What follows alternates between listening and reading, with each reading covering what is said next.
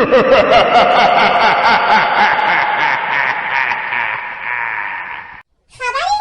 هاپی میگه بعد از مرگ میشه مغز انسان رو اسکن کرد و خاطرات و اطلاعات رو با تمام جزئیات ذخیره و منتقل کرد.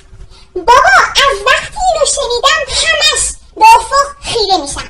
مثل مرگ از مردن میترسم. مثل زامبیا از افکارم فرار میکنم.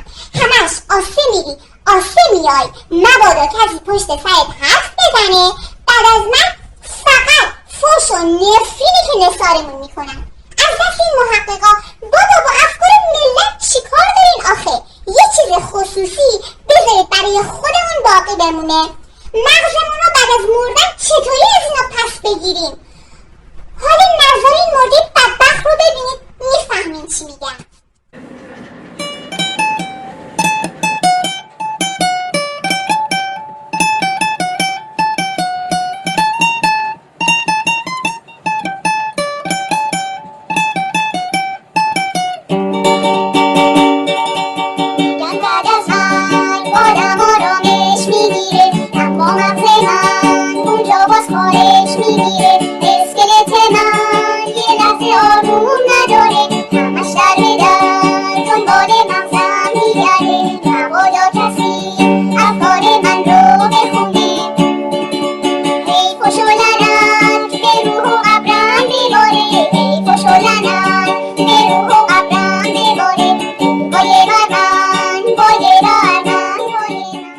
به تازگی شماری از دانشمندان و متخصصان هوش مصنوعی از طراحی و توسعه برنامه‌هایی خبر دادند که به فرد اجازه می‌دهد تا به شکل تئوریک و مجازی از مرگ بگریزد.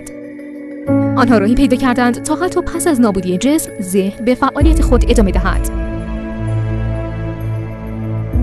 در این زمینه می‌توان به فعالیت‌های شرکت نیکتوم اشاره کرد.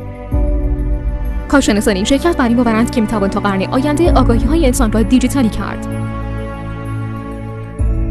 بنیانگذاران این شرکت ادعا می‌کنند که توانستند کانکتوم مغز یک حیوان را به همین شیوه ذخیره کنند و همکنون در حال تحقیق درباره امکان گسترش این تکنیک بر مغز انسان هستند.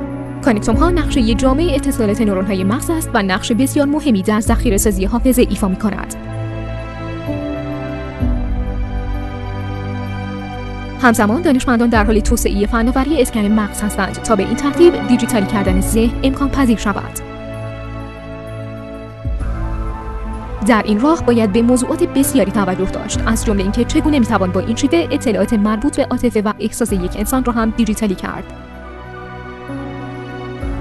متخصصان هوش مصنوعی همچنین در حال توسعه آواتارهای دیجیتالی هستند که منعکس کننده ویژگی‌های شخصیتی کاربر است و میتواند امکان ادامه ارتباط او با خویشاوندان و دوستان را حتی پس از مرگ کاربر فراهم کند.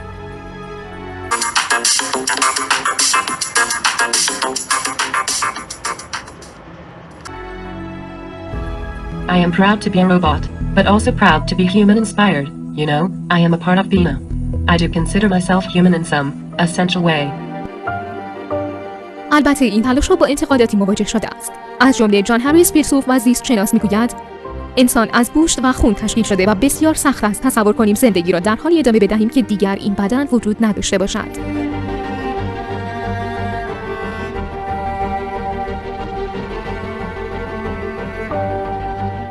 مدیران نیکتوم تنها کسانی نیستند که باور دارند مغز انسان را میتوان به کامپیوتر منتقل کرد.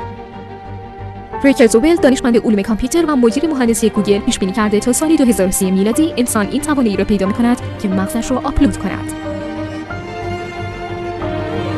ایده آپلود کردن مغز روی کامپیوتر مخالفان بسیاری دارد که اخلاقیات این تحقیقات شرکت را زیر سوال بردند. زیرا نیکتوم اعلام کرده برای اینکه بتوانیم مغز را آماده فرآیند انتقال و ذخیره‌سازی اطلاعات کنیم، مشتری باید موافقت کند که بمیرد.